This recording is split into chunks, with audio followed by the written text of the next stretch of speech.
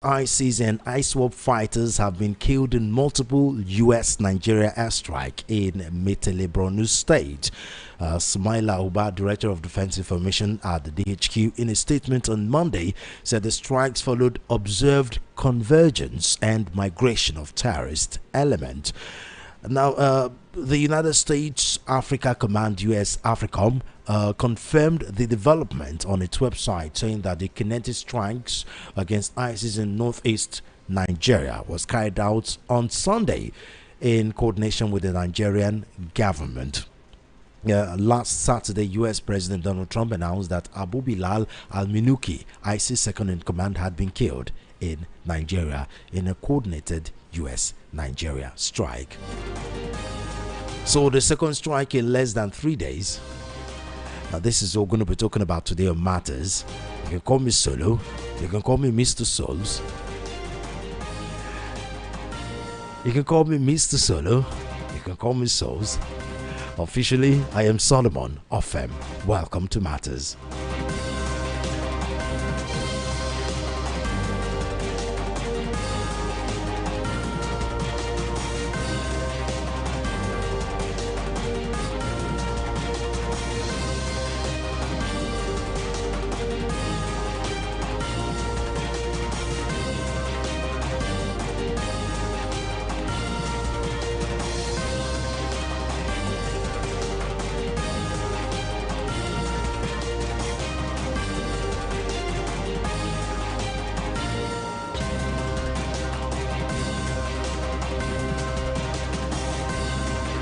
If you're just tuning in, this is Matters on Voice of the People 90.3 FM.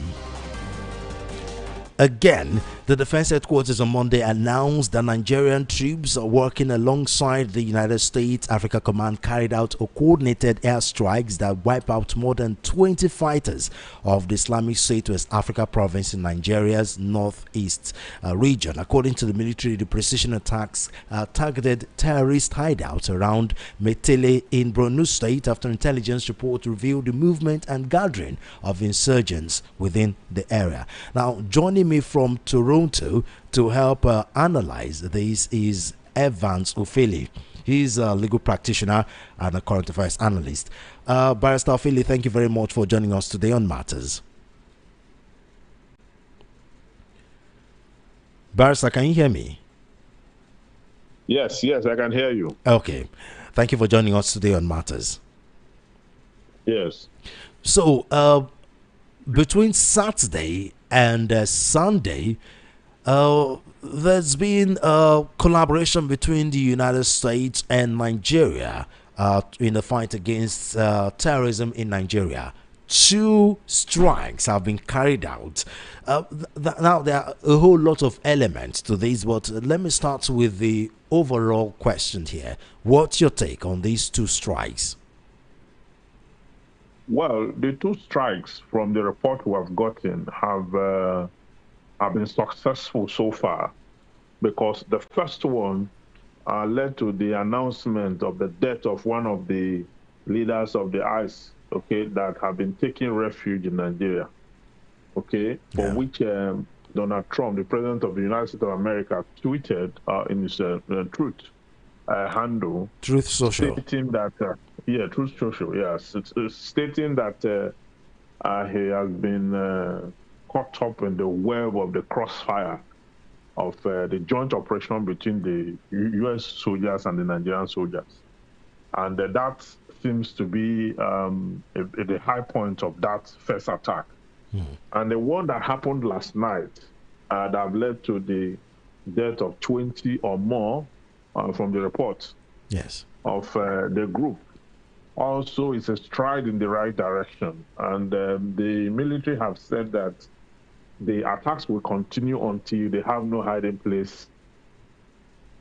And this is what it should be. There should be progressive military combat, on insurgency, so that it can be brought to its knee by virtue of consistent operation. So this latest one, over 20 ISWAP members were killed in that in this current strike. As you've said, according to the reports we've had, it's been successful so far. But let's take a look at what this means. Whenever there is a strike like this, the insecurity spikes up even more, which is a very weird thing to say, considering the insecurity has been seriously spiked up the last couple of days.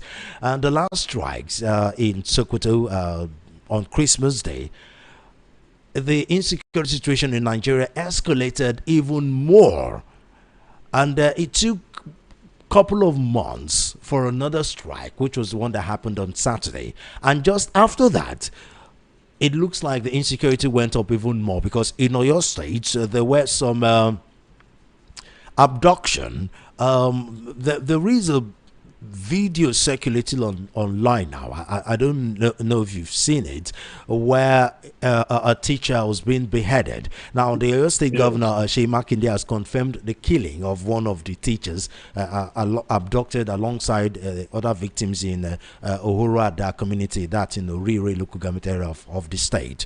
And then we had another story where the Inspector General of Police have confirmed about 17 policemen that were killed. That was yesterday. Yes. Is it okay for Nigerians to start worrying with this new strike, considering the antecedents?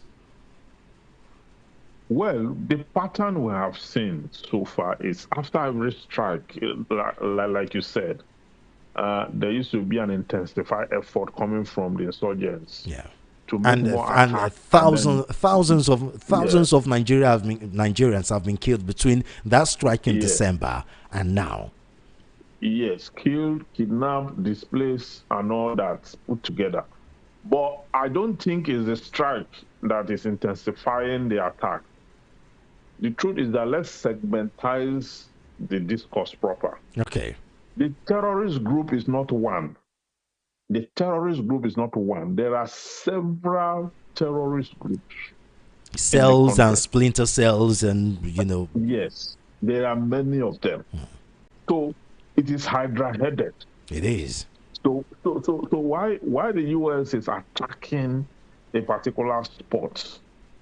Okay, there's a resurgence of another group somewhere carrying out mayhem.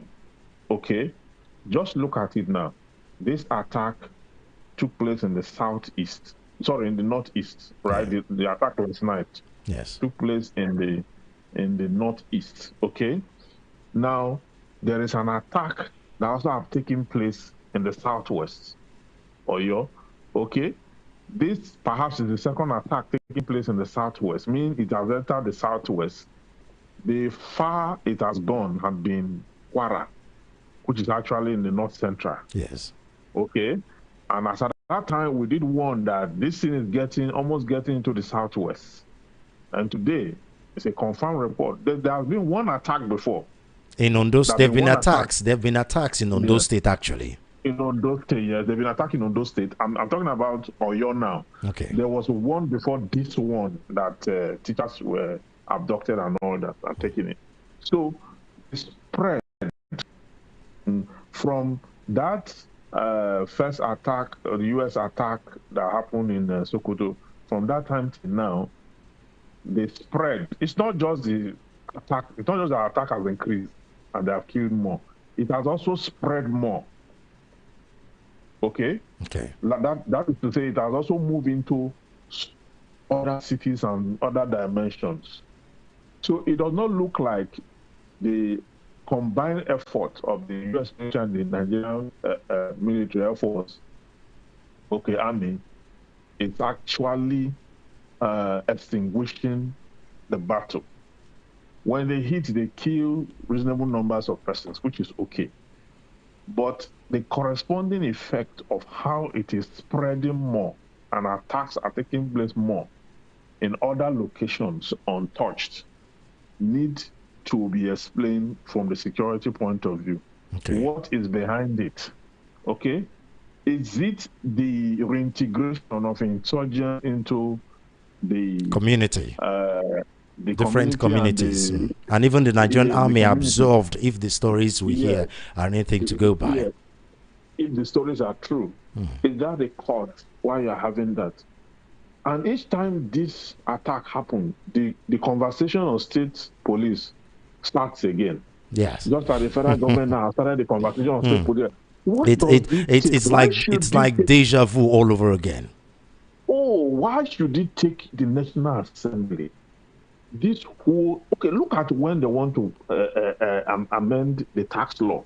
It took just look at the speed they use to amend the Electoral Act. Yeah. Why is it that you cannot? Now, before we go to the police and National Assembly, let's not jump the gun here. Now, you said the bombing by the Nigeria and the US and the spike in insurgency and spike in insecurity, it's not correlative. If I hear you correctly. That the what? You said the spike in insecurity just after there is there's a strike by the US and Nigeria is not correlative. Yes. Now, doesn't that mean therefore that there is a collaboration between amongst these different splinter cells and organizations within the insecurity, within the insurgents and bandits and, setup? Because, I mean, how else can you explain the fact that the insecurity in Nigeria is already 100%? And then the US strike comes and then it jumps to 150%. Every time. Something must be responsible for it. If it's not, daring the US, and Nigeria, you dare to strike us, we're going to redouble our efforts. If not that, then it has to be that whenever this bombing take place, maybe 3, 4, 5, splinter cells and different faction of insurgency bands together and try to retaliate on the Nigerian people. Yes, yes, you are right. When you look at it from a graphic point of view, first, the insurgents get a lot of funding within and outside the country. Yes. Which the federal government has confirmed. But I've not done anything about it. Yes, list their names. I went to court on it. I filed a case at the Federal High Court on this matter, asking for an order of mandamus to compel the federal government to prosecute the names, the sponsors of the insurgents that have been listed in the federal government own website, okay, security sanction website, to have them prosecuted. Okay, they have not done anything about both the external factor and the internal factor. The United Arab Emirates first spotted the issue, reported to the Nigerian government. The government have not prosecuted one of those sponsors they listed till now. If my memory serves me right, I think there were about 400 names and entity on that list. Is that? Yes. Yeah. 400 names and entities, Bureau exchange operators, and individuals who are doing this. Now, the source of funding of those individuals are also external. Okay? They come from external sources. So the objective of all the insurgent groups put together is the same: to exterminate through terrorism citizens and weaken the Nigerian government. Okay? So that they can carry out their objective. Whatever objective it is they have, they can carry out that objective. That is what it is they are doing. So the federal government is not strategic enough, because if you can weaken the source of funding, you see, attack is not enough. Striking their spot is not enough. Okay? How about crippling their source of funding? Economy? Their source of funding, yes. If you cripple their source of funding, then you have indirectly reduced their power to attack and consistently attack citizens.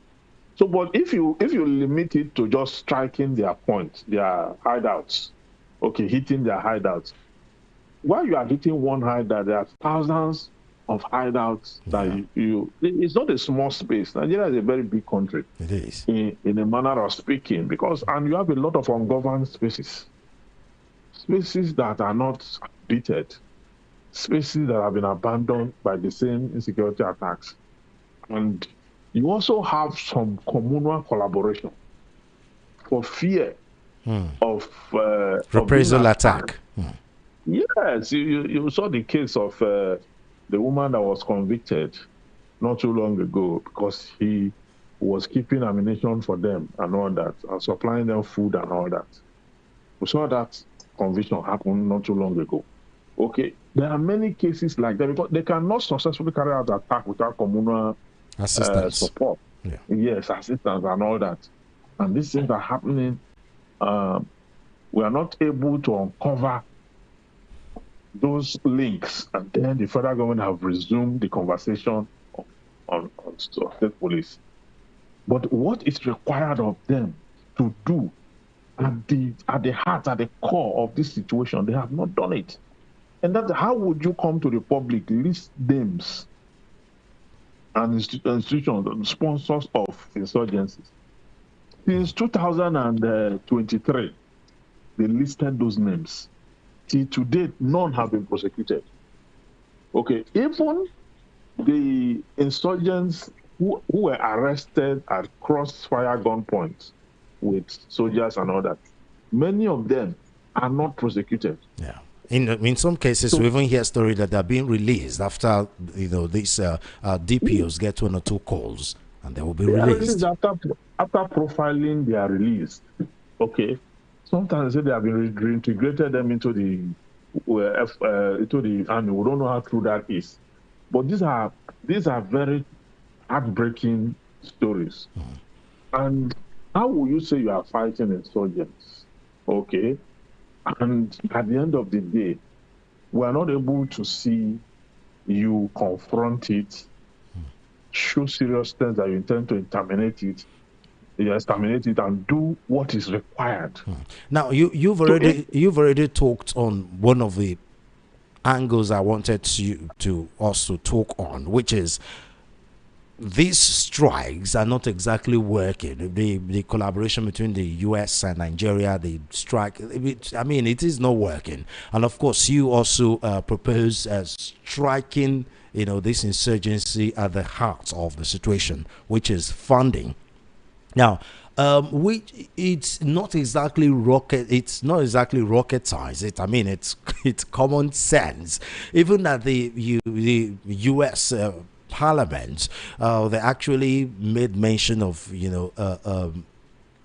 revoking the visa of some of these entities and persons that are allegedly funding insecurity in Nigeria. Some months ago, the U.S. brought out lists including Miyetti Allah and stuff like that.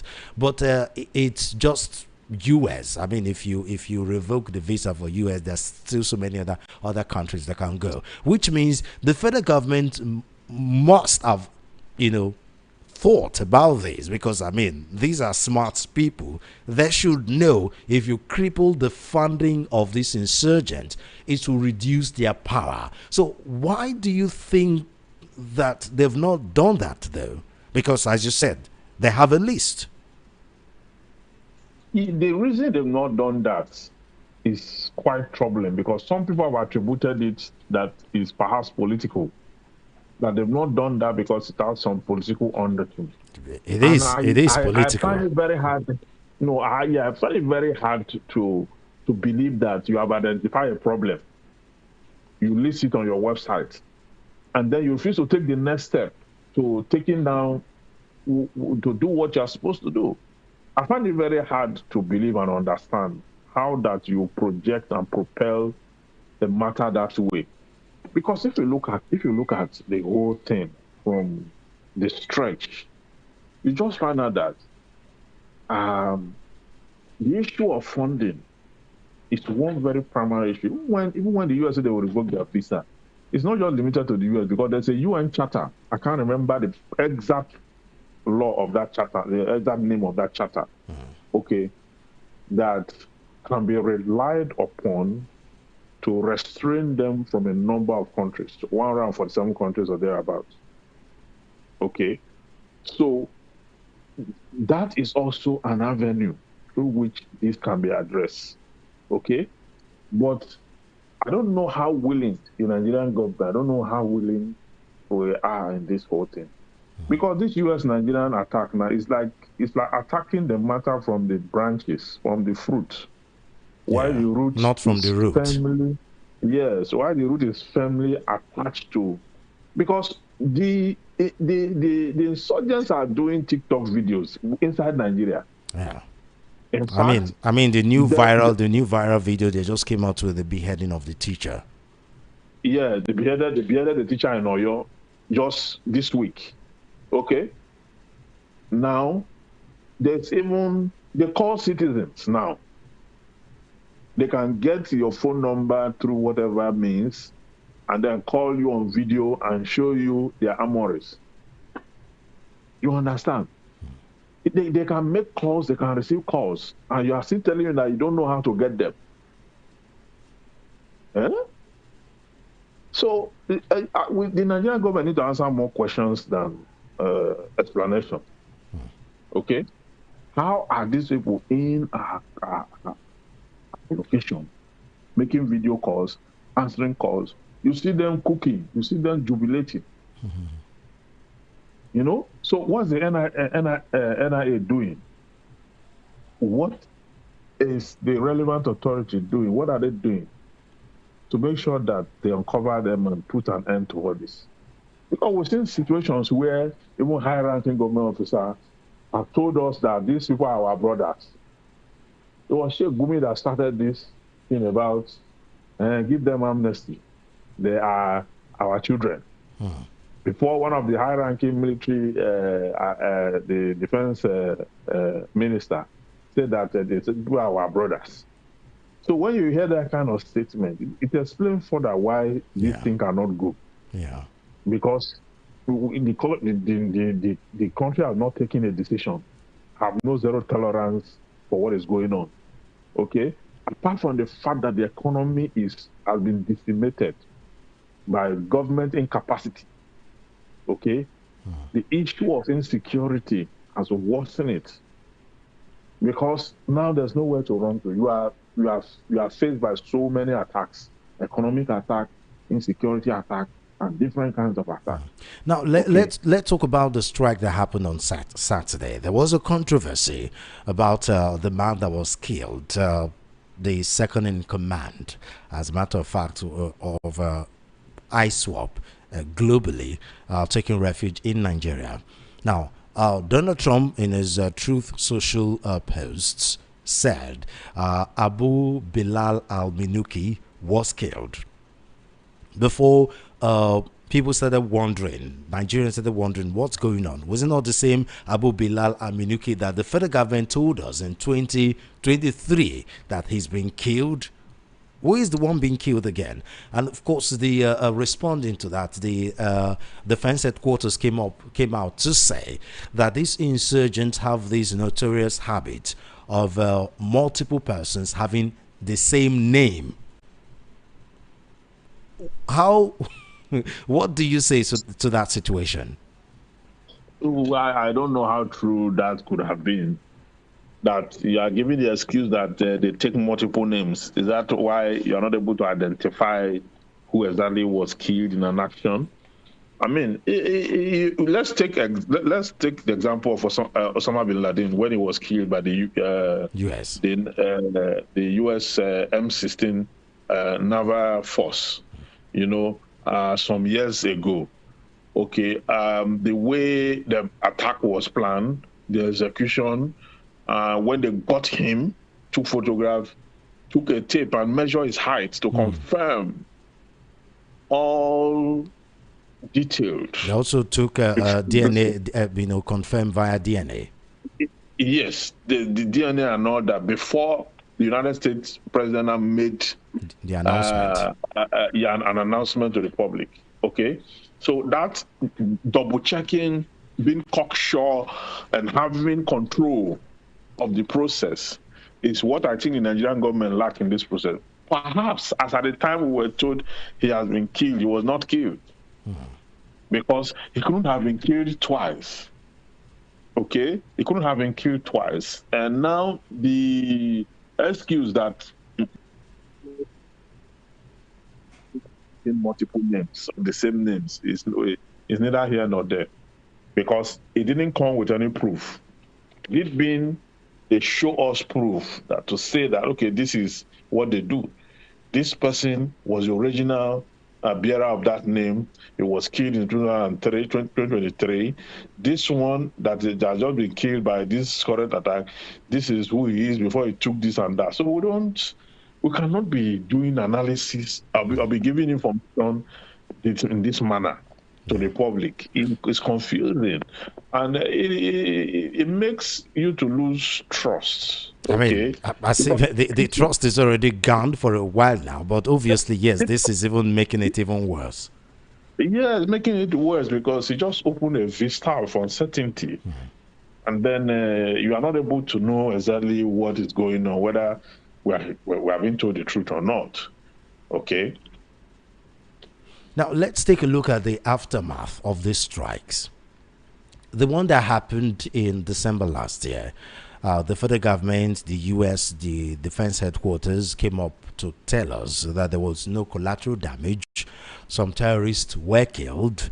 There was congratulations, celebrations, and jubilations everywhere until investigators, journalists did dig deeper, and then weeks later stories started emerging of persons that lost their lives, civilians that were killed, and then the market that was bombed. You know, the federal government now and the Nigerian army now came out to defend that that market has been closed down for years, that if there were people selling in the market, they were not aware, which shows the military did not do their diligence to be sure there were no civilians there before bombing.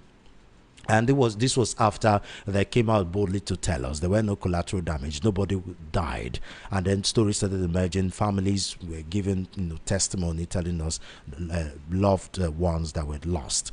Now, the same thing is playing out here again after the Saturday strike. The federal government, the US, have come out to tell us there was no collateral damage. How do you expect us to believe them this time around? Because only time will tell if that is true or not. Yeah, in the Geneva Convention on Armed Conflict have 4 protocols. And one of the protocols talk about the importance of precision. Precision will mean that you must not hit any target that you have not double checked. You are not cocksure that that's the target. But consistently, the Nigerian military have violated that protocol over and over and over again. Over and over again because of imprecision. Now they have the gadgets, they have all the navigation system and everything to be able to carry out successful operation, as it were. Okay, even with collaboration with now the US forces and all that. So it is expected that the protocol on the Geneva Convention on precision must be complied with. Otherwise, if we keep having this, it will then mean that a consistent violation of the Geneva Convention will now cannot be interpreted otherwise as genocide, because when you are not sure and that is unfortunately adding to the genocide that's already going on in the country. Yeah, that is unfortunate, because you are required to preserve the civilian populace in whatever it is, whether it's conventional war, guerrilla war, all kinds of armed conflict. You have to. It's a necessity. It's part of the rules of engagement.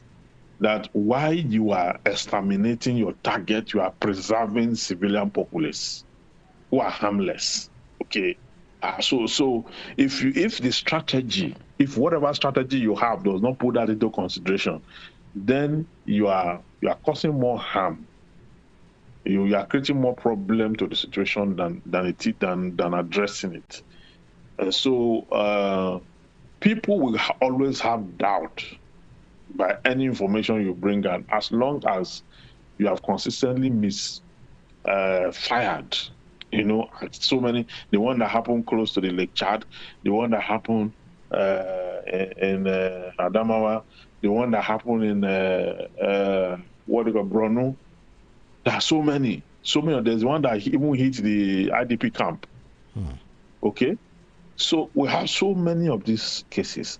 So when you are telling us that there's no casualties and all that, it will take a while.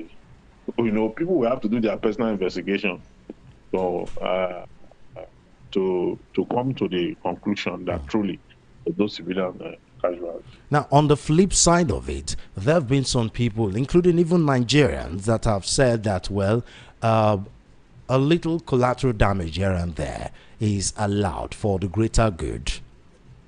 Some persons even that have even called VOP station, defending some of this collateral damage of insurgents. What is the death of 100 more if at the end of the day it will eliminate a large number of these insurgents? Do you agree with that ideology? No. I don't agree. Could I have agreed with such? That's a very inhumane way of looking at a problem. I mean, there are laid out procedures for these things. To them, the end justify the means. No. It's wrong to say that the end justify the means. It's wrong because if the means takes half of the populace, and then you get the end, and you still haven't solved the problem because in the process of getting results, you have almost extinguished the people you intend to get the result for. So if by the time you are getting the result, you have exterminated everybody, so who are you going to show the result to? What use is the result? Because the result should be able to preserve, it should be able to be meaningful and useful to to the country. So if because you are trying to get the result, then you throw caution to the wind, and then you exterminate everyone. So what use is that result? I do not think that's the right way to look at it. Okay, It's not. You cannot use the human soul hmm. to trade uh, uh, in that manner. I still think we're doing the right. Barrister Ufeli, I know you have another meeting, but let me ask you one or two questions before I let you go. I do sincerely apologize for that. Now, a lot of Nigerians, I included, never thought there will be another strike, let alone two strikes back to back, because of the several operations that Donald Trump and the US are having, all over the world. They are still involved in the, peace process or lack of any, depends on who you ask, between Russia and Ukraine. The military operation in Palestine, in collaboration with with Israel. Another military collaboration with Israel against Iran. There have been so many situations going on all around the world involving the US. Let's not talk about the political situation that Donald Trump is going through in the US, because his political pool is underwater because lots of Americans don't like his operation and how he's conducting his business in the White House in the US. So So you will excuse a lot of Nigerians for not believing that another strike will come anytime soon. But here we are. We've had two strikes back to back, one on Saturday night, sorry, one on Friday night, and the other on Sunday night. Do you think this will continue? Because, as you said before, this constant pressure on the insurgents is needed for things to change. And then the fact that it took several months between December and what May for another strike to come is not exactly good, because apart from the fact that it will embolden the insurgents, which is what's been going on, it will give them an opportunity to regroup. But this back-to-back strike means it will be very difficult for them to operate. In your assessment, how often do you think this will continue? Well, military strike is premised on intelligence. It's True. not just strike. Yes, True. it's premised on intelligence. And if there's no intelligence and proper guard through the process, there can be strike. So I give it to the US. I mean, you talk about the US facing a lot and all that. There are different chains of command. The command handling the issue in the Middle East is different. The command handling that the security issue here in collaboration with Nigeria is different. So there are different chains of commands. Okay, but they are all answerable to the U.S. president, Yeah. who is the The commander in commander chief. in chief, yes, of the armed forces. But the commands have their own discretion. Okay, they have their own discretion, and they have the intelligence, and they have the operational approval, okay, of the White House to carry out those respective attacks to ensure that the target is neutralized, and to ensure that there is a proper handling of the situation under reference.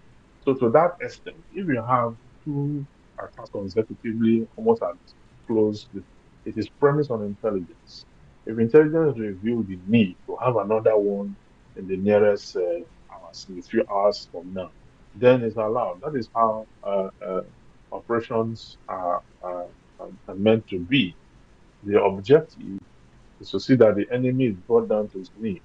Okay, so whether the attacks are consistent, infrequent, or whatsoever, it is premised on intelligence. Intelligence instigates and propel it until they're able to get to the end of this thing.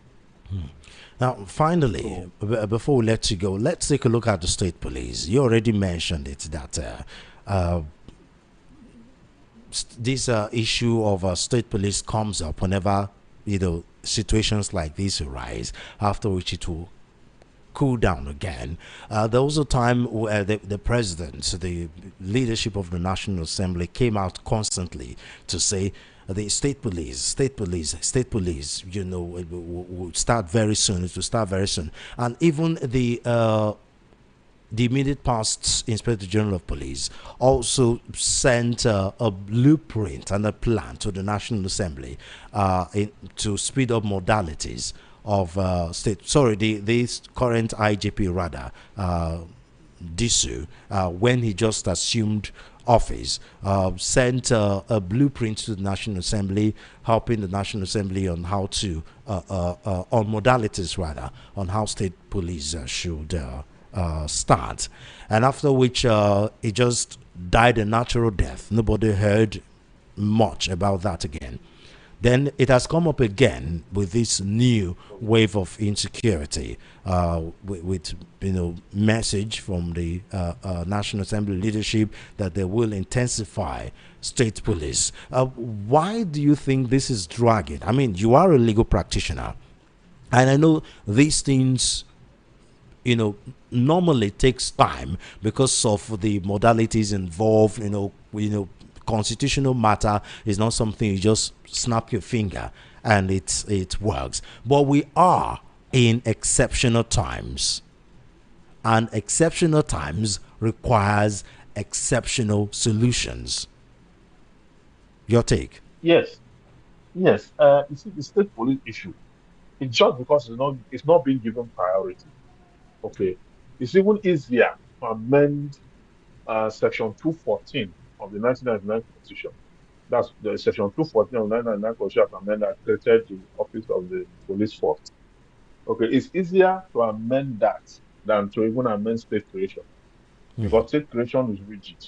It requires a lot. You have Yeah. to go through state house of assembly and all that.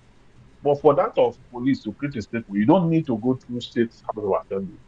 The National Assembly has the power, okay, to undertake the process on behalf of the In other nation. words, it's not as difficult as the National Assembly are making it out to be.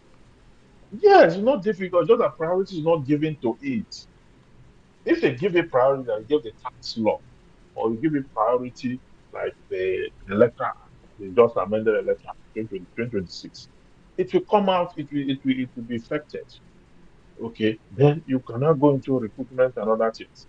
The idea of trying to use Amoteku, uh, Eastern And Police, those whatever, regional and the other, police that are not approved by the National yes, Assembly. they attempt to use that one as a placeholder or stopgap. It hasn't worked I mean, because obviously, it's you not are working. recruiting, yeah, you are recruiting hunters to go and Yeah. sometimes illiterate Not to properly undertake trained, the and most of them don't have the license to bear arms and stuff like that. no license, no equipment, nothing to, you are just glamorizing the ceremonial, and then later you turn them to party agents. You start to use them for politics. So it won't work that way. We need a proper amendment of Section 214 of the 1999 Constitution, bring in the additional uh, state policing factor, strengthen it, uh, get all the necessary thing you need there. Then employ people, possibly graduates. Yes, let's do away with this thing about using primary six or secondary school staff to employ policemen. They'll go to the road and be collecting bribe. Let's employ, let's do it proper. At least let it OND or HND, the minimum qualification.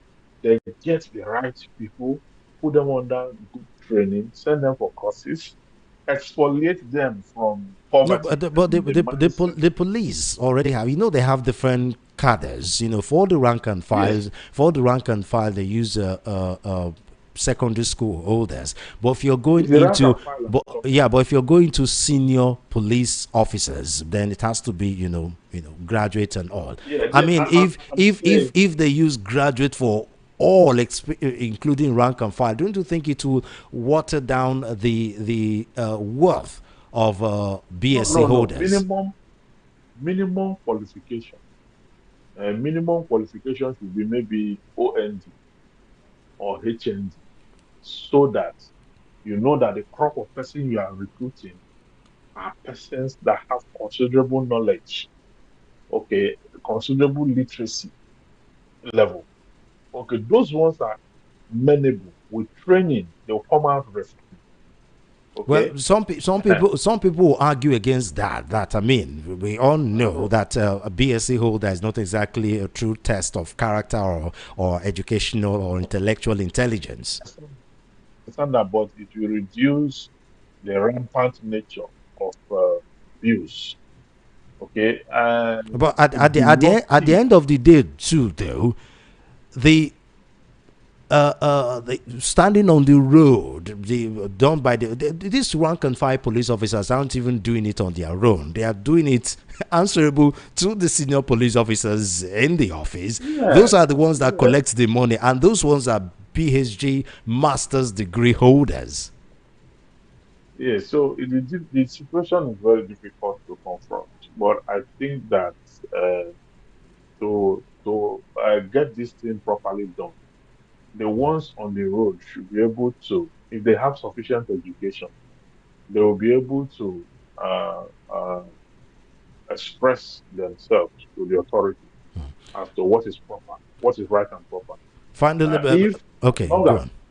as long as their welfare is properly taken care of, as Exactly. long as their welfare, I think it's more about the proper payment and orientation than the educational yes, qualification.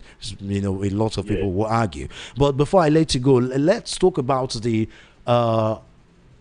dangers, as it were, that comes with state police, because the issue of state police is not being agreed by all. There have been some skepticism about what politicians will do with state police. I mean, look at what they are doing with federal police in the first place. You come to think of what they would do with state police. You also mentioned, in passing, how some of the state governors already started even using the regional police, the Amotekun and the Bubedike. They've turned them into political thugs.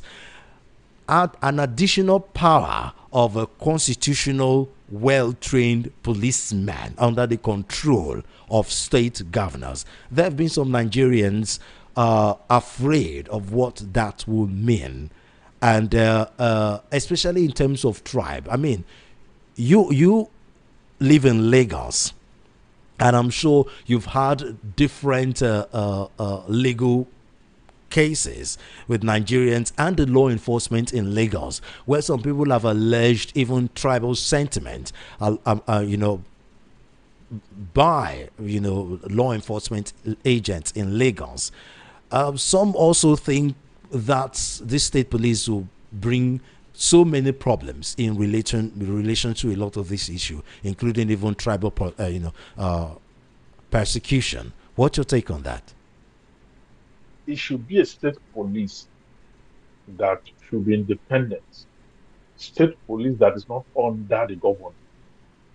Just like you have the Supreme Court in America, where Trump takes certain decisions, the Supreme Court will come out and say that the president of America cannot go on with such policy and decision. Well, not recently. Where we have even the Supreme Court have divided among ideological lines.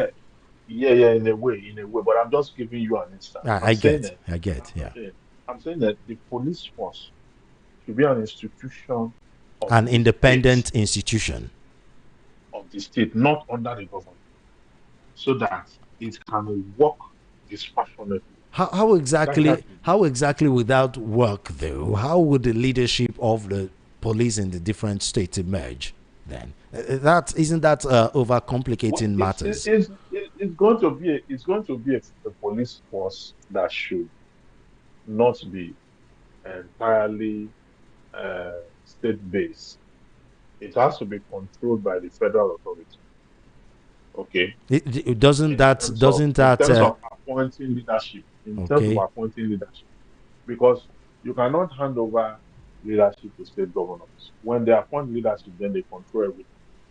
It should be in a way that isn't that playing semantics with police? We're saying we don't want a federal police, and then you now want the federal government to appoint police in different states. No, you don't understand what I'm saying.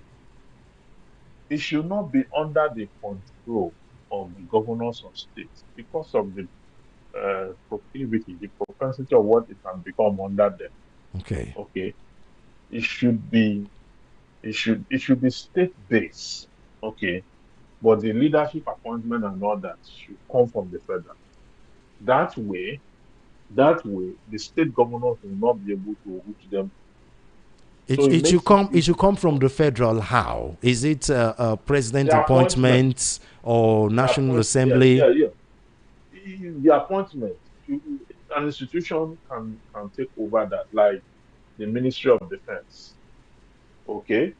So how is that different with the federal police we have now? That's just semantics. It's different now. It's different because the federal police that you have is recruited by the federal government. Everything is from the federal government, and then it is posted and they are answerable to the federal government. Okay. They are posted to different states and all that. But this one is going to be state-based. It's going to be state-based. Different states will not have their own, but their leadership should not be comforted by the government. Because if it is comforted by the government, then the governor will have control over them. So that is what I think should be done. It's just like INEC. INEC, you have different, but the state governor does not control Correct. Well, it has not changed INEC, because in as much as we say INEC is independent, you know, It the hasn't changed the anything. president still have all the power to do anything. Hasn't changed. Well, fortunately we have to let you go, Barrister Ufeli. Thank you very much for talking to us. It's always a pleasure talking to you.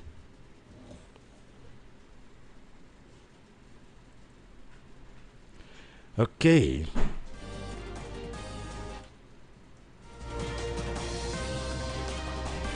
That was talking to us live from Toronto. That was Evans Ufeli, a legal practitioner and current affairs analyst, on the insecurity situation in Nigeria. And in case you've not heard, President Donald Trump, the defense headquarters rather, just not too long ago announced that Nigerian troops working alongside the United States Africa Command again carried out a coordinated airstrike that wiped out more than 20 fighters of the Islamic State West Africa province in Nigeria's northeast region. Now, this is the second strike that have happened. The first one was on Friday night, and then this latest one came up last night. 2 strikes in less than 3 days. Join the conversation. The number to call 0803 692 9933. Again, 0803 692 9933 or 000 or 0700 903 903 903. Again, 0700 903 903 903. Our WhatsApp line is available for you to call or messages. Our WhatsApp number is 081 717 56338. Again, 081 717 56338. Where do we start? Okay. Hello.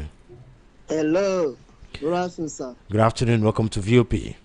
That's good news. I want to hear, because a pikin we thought say mama no go sleep, me say no go sleep. When they do this say for the thing go last forever, would they call the complaint say nothing last forever? Allah wait till America they do. If our leader cannot save us, they another person can't save us, I bet. Because say now, imagine when this thing they happen, the way our government they pamper them, they not do anything. So now, Allah wait till America they do. That is good news around the year. Because I don't know what these people go wake up for money, say Nigeria people do them. You go just hear basketball, they don't kill, they don't sack. And the funny no what they pay me, say our government go see call them repentant, pardon them, amnesty, do whatever they want. All these people they no see believe. You go here say they're joining to army, they're joining to this racing. They go see carry the gun, carry the uniform, go back to where they belong. Because say they go see collect them back, say we are the pikin. Me where they talk, never want calling people say come, enough is enough. Not gonna end this thing. This game when I don't they play, you don't too much. But we know how many Nigerians will remain. They continue. But if America do now, they go tell say the eyes is the Muslim kiniko. Now we know they put any tribal reason, but maybe we done the needful so that everything goes through. Arrest my case, sir. Okay. My name Chimoso. Okay. Thank you. Hello. Hello. Hello. Let's call us back. Can you hear me now?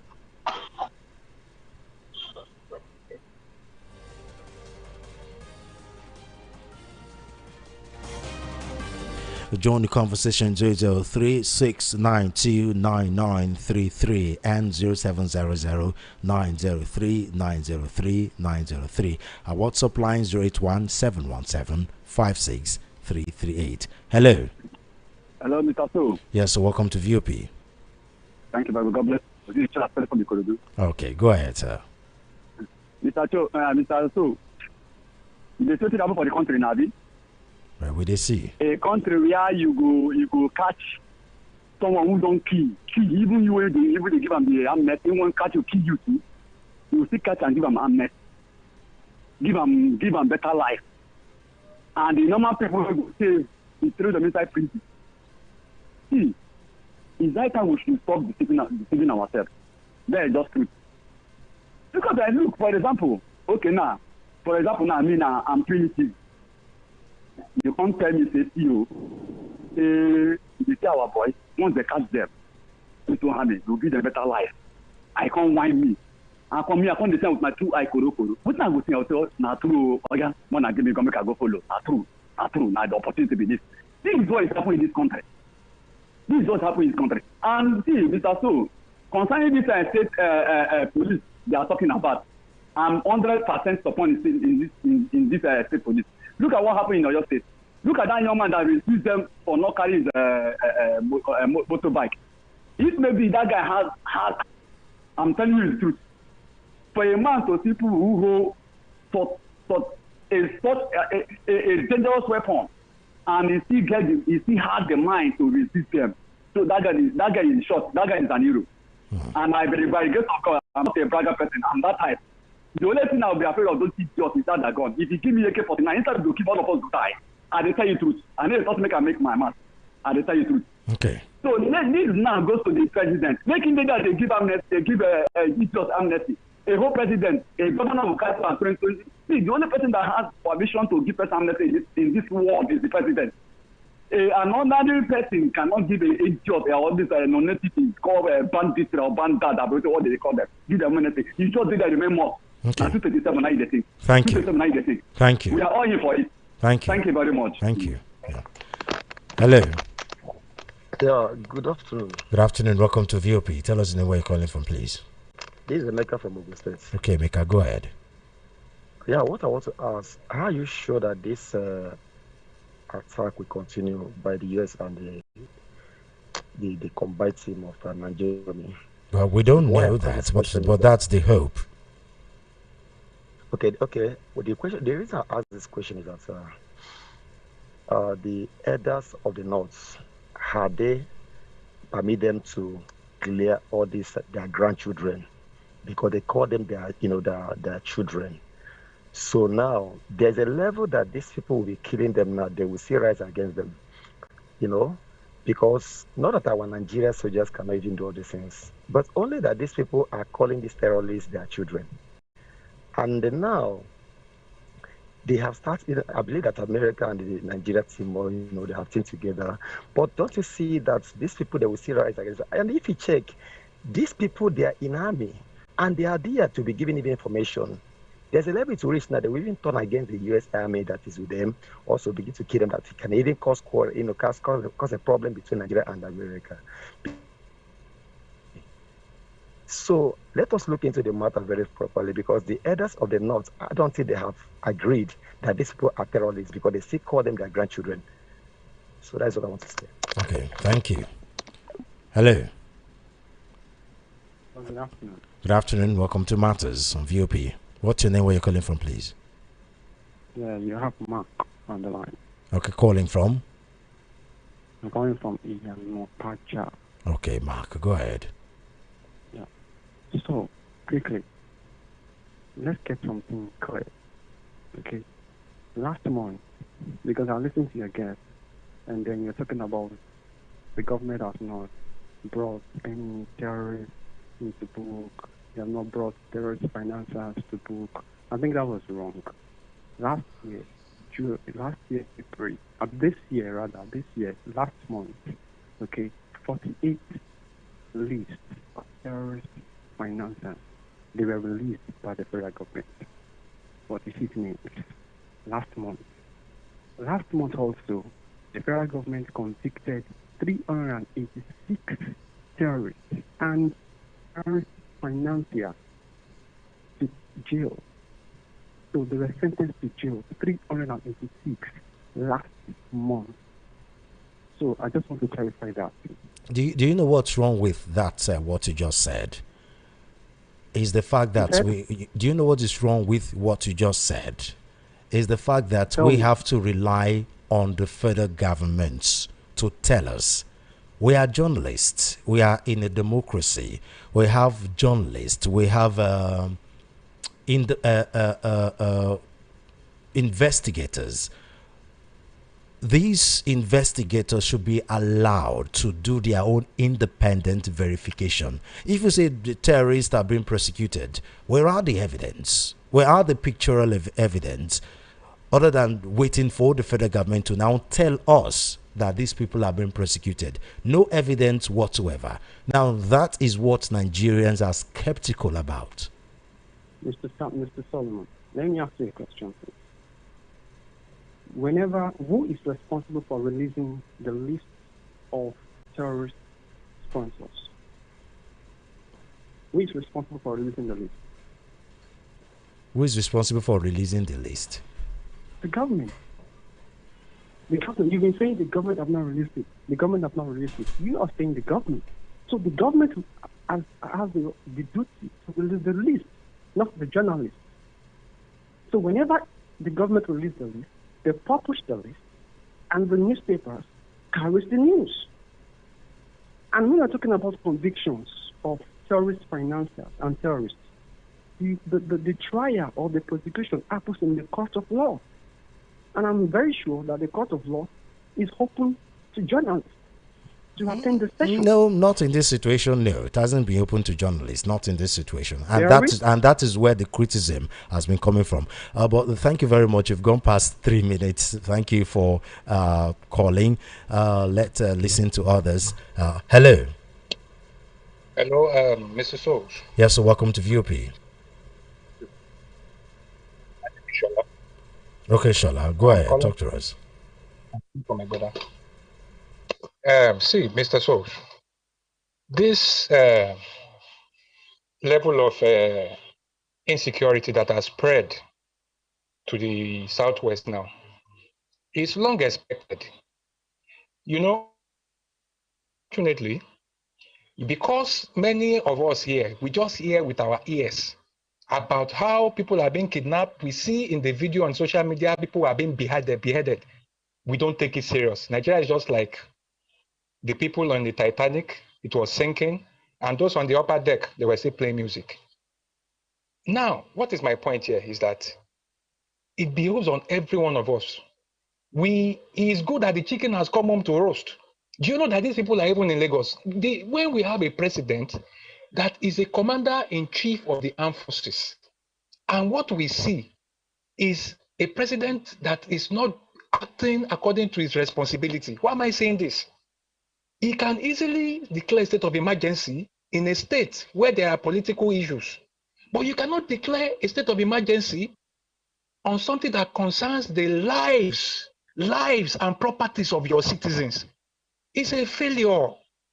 What stops a president from gathering all the stakeholders, the governors, when it was still at his infancy, even when he came in, when his government just started, call the governors, call the traditional leaders, call the religious leaders, read the Riot Act. You have your NSA. That is intelligence we are talking about. Let them know that, see, I'm not going to take this.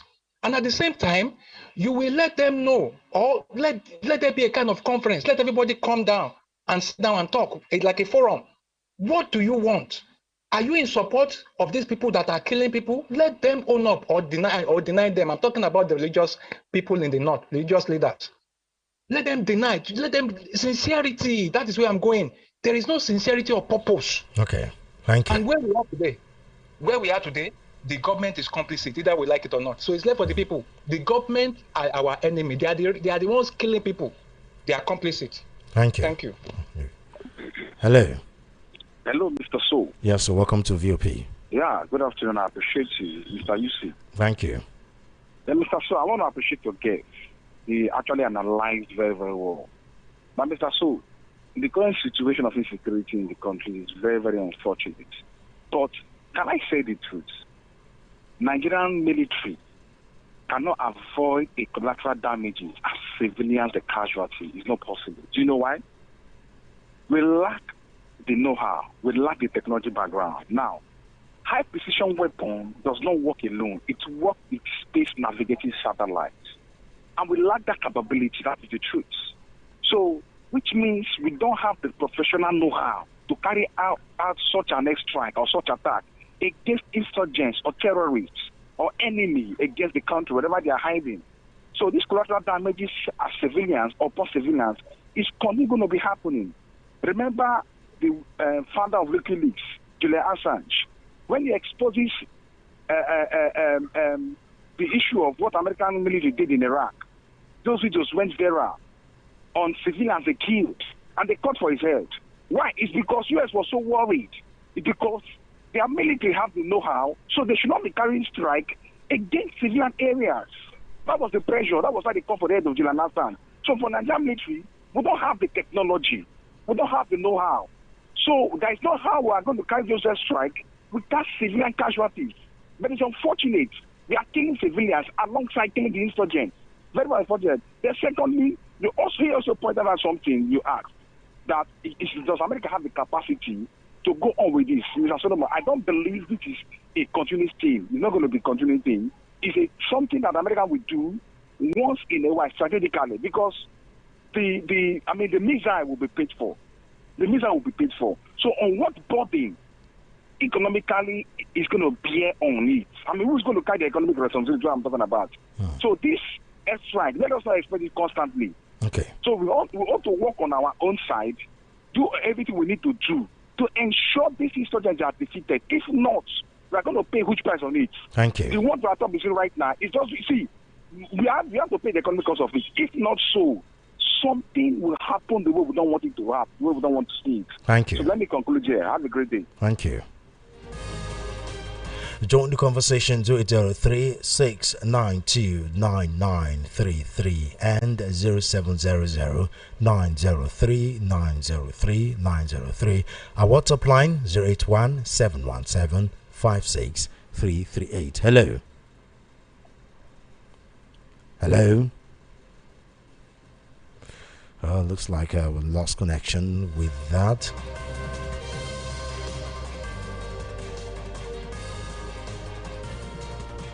Hello. Hello. Switch off your radio set, please. Switch off your radio set. Okay. Good afternoon. Good afternoon. Welcome to Matters on VOP. Tell us the name where you're calling from, please. My name is Kano. Calling from Solo. Okay, go ahead, Kano. In Lagos. My take on security is that, you see, there's an adage which my people say. It is the person who went to and carry firewood when there's ant. Ask the lizard to come within his house, because that is the food of the lizard. Do you hear me? Okay.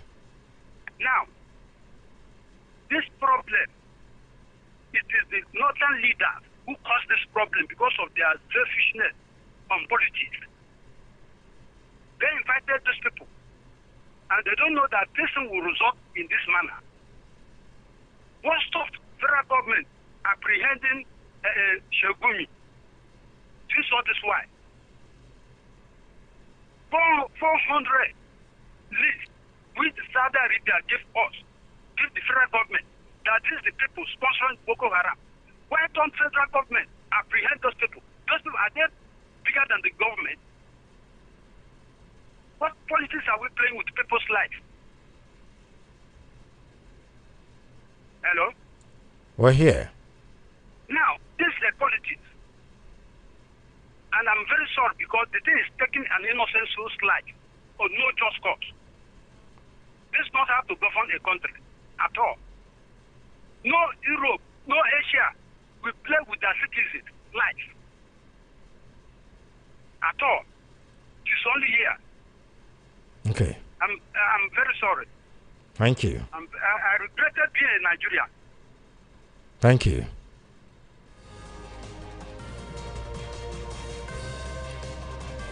Zero 0803-692-9933. Hello. Hello. Hello. Switch off your radio set, please. Switch off your radio set, please. Switch off your radio set, sir. Hello. Yeah, looks like you can't hear me. Our WhatsApp line is still available. You can message us there, 081-717-56338. That's our WhatsApp line. Keep the messages coming in. Hello. Good afternoon, Solomon. Good afternoon. Switch off your radio set, please. Okay, sir. How is work today? Fine, but please switch off your radio set. We're still getting the whole back. Okay, sir. My own contribution is that... Tell us your name. Your name. Where are you calling from? My name is Steven. I'm calling from Coca Express. Okay, Steven. Go ahead.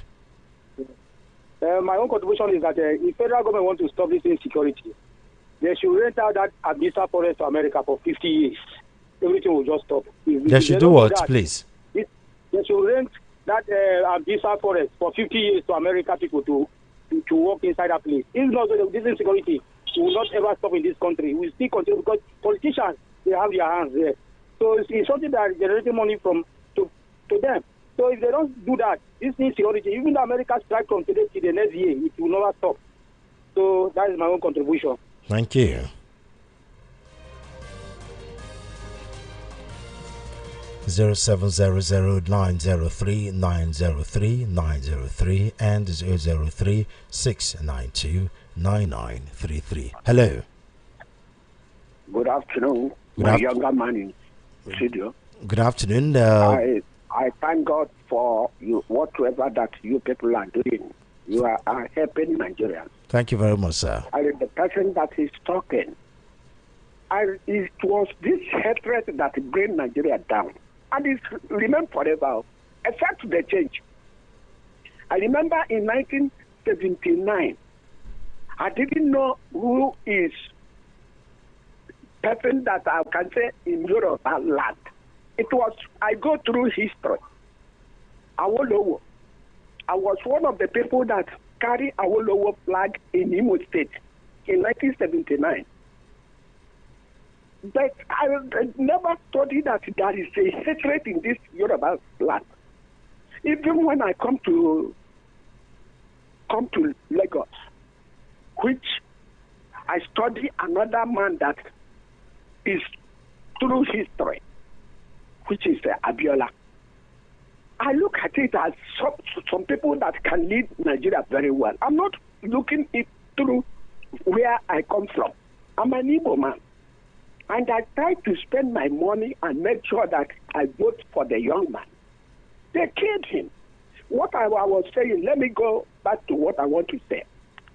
Look at somebody like Jonathan, who God will remove from fire. Now he decides to go back. The only word I can tell him is sorry. Because he's sorry. Had been that Abiola wife, who the Abiola listened to his wife. I don't think that man is supposed to be alive today. But he said he needs power. A wife got you now. And when all these things is happening, when you marry a wife who can never give you, when you go inside the bed and tell you, my dear, look at this thing, don't do it, there is fire. You allow this man to die like this. Okay. When God has given the whole world, has given him honor, and he refused to go back. Let him, what I was saying, right, let me tell you, he's sorry. Look at the leader that is carrying Nigeria today. What is happening? Problems, killings, here and there. Marriages that start with lie, end with lie. Okay, that is the only thing people does not know. Thank you very much, sir. What I'm trying to tell you is that let Jonathan continue because they want to use him. The leader have sent trap and they are matching it. Thank you. Your name, sir. And go back to his normal. Your name, sir. Your name, sir. Your name, sir. Thank you. Your name, sir. Okay. My name is Udochi Ibelaga. Okay. Thank you very much, sir.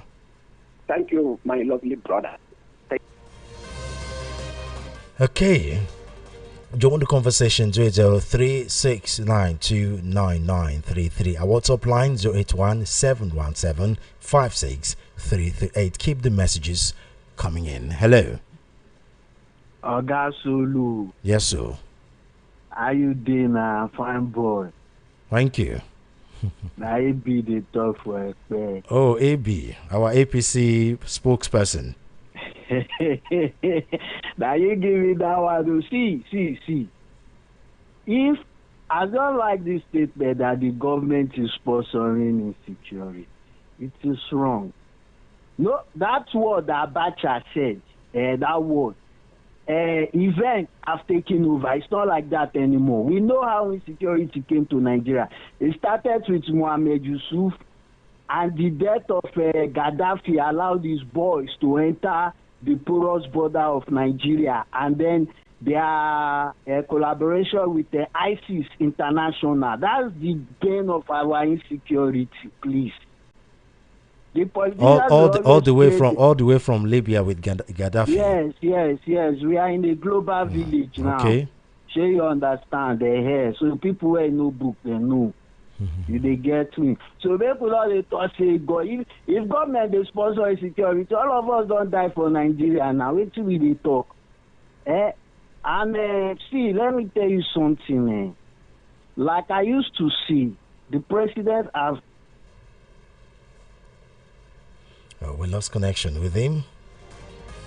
Okay, let's read some messages before we go back to phone calls if we have time for more. Where do we start? Okay. Good afternoon, Solomon. Solomon Asika from Mushin. The killing of Abu Bilal al-Minuki because of U.S. involvement shows the saying of late Sunday Abacha. If insecurity lasts for 24 hours, the government of the day has a hand in it.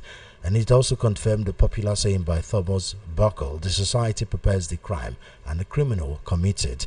But Solo, assuming the US did not confirm it, would you have believed Nigerian government if they told you they killed that terrorist? Nigerian government knows what to do, but decide not to do it. Okay.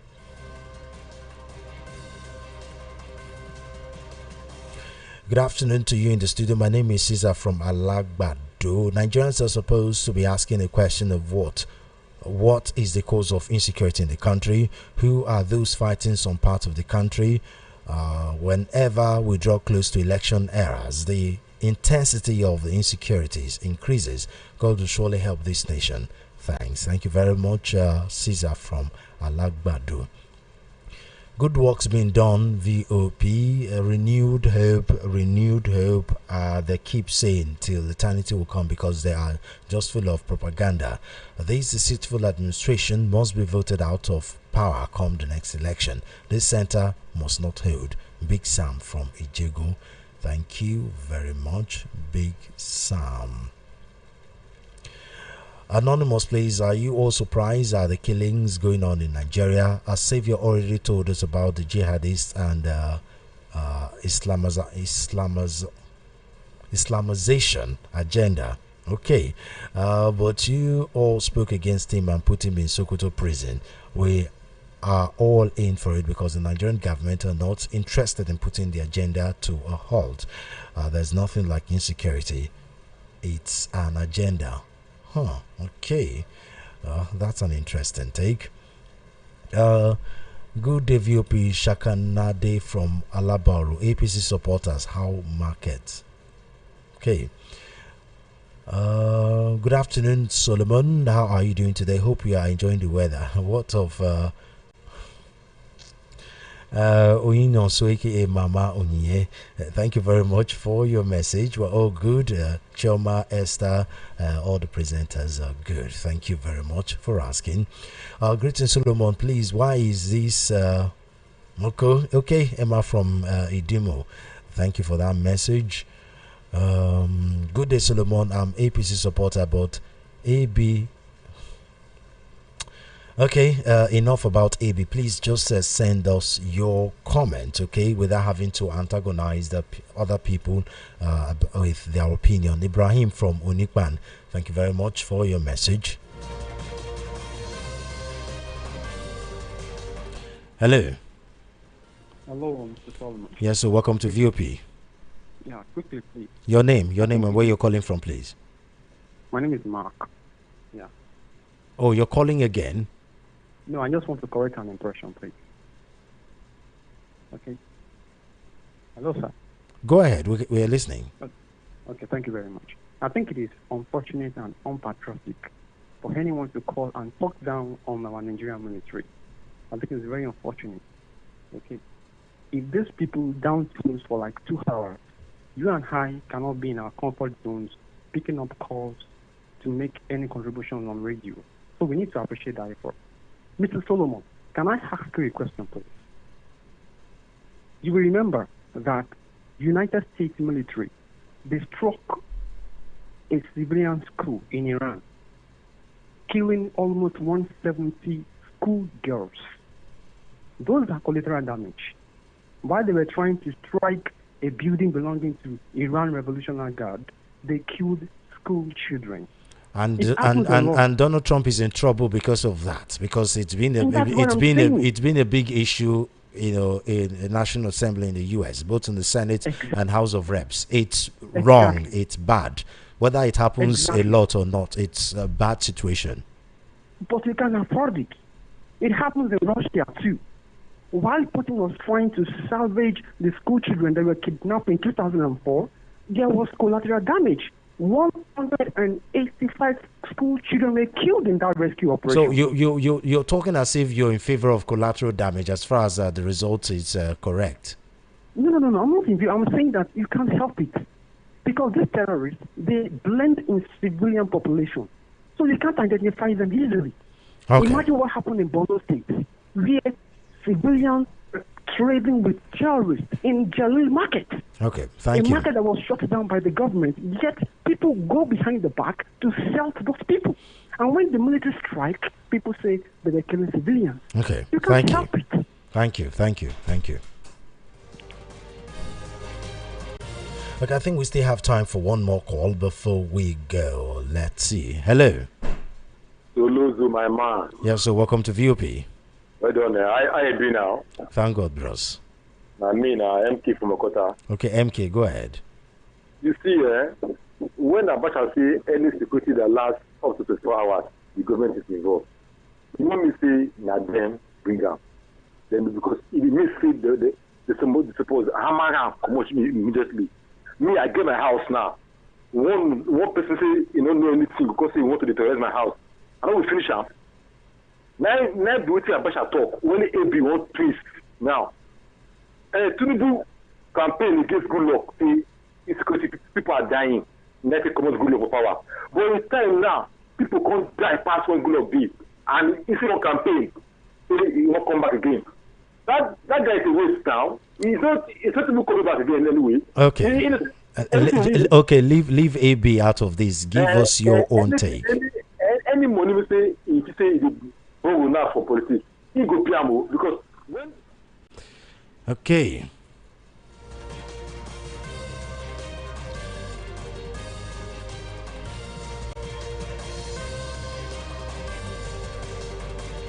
Good day, souls. Any day the government wants insecurity to stop, it will. When the lion is eating the masses, they will say it's doing cleanup. But when it does against the elite, the narrative will change. Sheikot from Itire.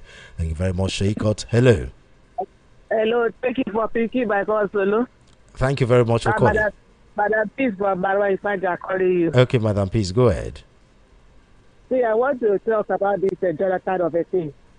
In Jonathan, just have a flashback of how he got into politics and how he fell through to the position of a president. If he were to be elected, he wouldn't have gotten to that place. God saw him through. God lead him, and he was leading him. He called him, he lead him. This one is going by himself. This man will be ridiculed. He will be ridiculed. He's supposed to say that and remain that his integrity and respect that the world is having for him. Did they so much like him? That they dropped him in 2020. We are talking about insecurity today, madam, not politics. I'm talking about insecurity too. Insecurity too. He was among the people that wanted to fight this insecurity. They didn't allow him to fight. This security has gone out of hand. So you should just maintain integrity and allow people, new people coming and the support of the US, when they come into Nigeria and fight insecurity for us. Thank you. That's my thing. Thank you. Well, it is time for us to go. Thank you very much for your contributions. Thank you for the call. Thank you for the messages.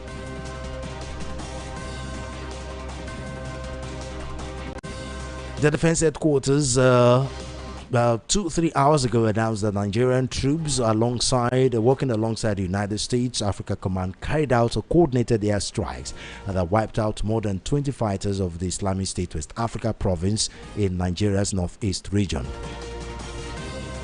This latest operation comes days after that Friday night, to be precise, after United States President Donald Trump and Nigerian President Bola Tinubu confirmed the killing of notorious ISIS commander al-Minuki during a separate joint counterterrorism mission involving Nigeria and American forces. Trump described al-Minuki as one of the world's most dangerous terrorists and claimed that the slain extremist was regarded as ISIS' second in command globally, and that the militant had believed Africa would shield him from the capture.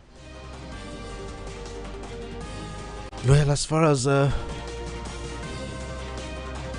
we know, it is a clean strike. Only time will tell if there are collateral damages involved in these strikes.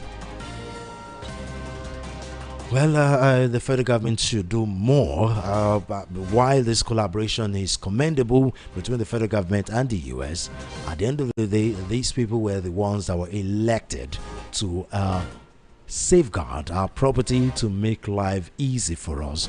So if these bombardment or this strike doesn't come as often as we want, the federal government should take it from there. I hope they are not relying 100% on the federal government, on the United States of America, to help fight our battle for us. That is the reason why, one of the numerous reasons, as a matter of fact, why they were elected into office, to make this country a better place for you and I and for everyone. We'll be right back on Wednesday for another edition of Matters. Tomorrow will be New Nigeria debate with Esther and Chioma, 1:30 to 3. After which Matters will be back on Wednesday, 1:30. Don't forget to follow us on all our social media handles at VOP903FM. Subscribe to our YouTube channel at VOP903FM. I am Solomon Ofem, signing out. Follow me on IG at SoloFem1 and on X at SoloFem. Ciao.